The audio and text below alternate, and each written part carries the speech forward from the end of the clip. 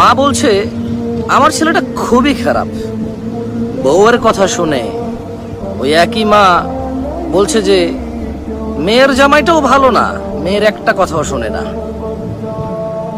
বোন বাপের বাড়ি এসে বলল যে ভাইটা আগের মতো নেই, খারাপ হয়ে গেছে, তত্ত্ব তালাশ করে না, দাওয়াত দেয় না, খোঁজ খবর নেয় না, ঈদ চাঁদ কোরবানি যায় জামা কাপড় দেয় না, একটু দাওয়াতও করে না, একটু বিপদে পড়লে হেল্প করে না।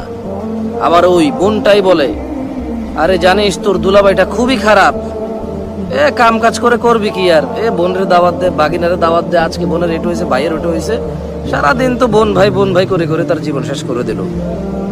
ভালো পড়েনি জামাইটা, মানে ভালো পড়েনি। অবাক অবাক করা চরিত্র না?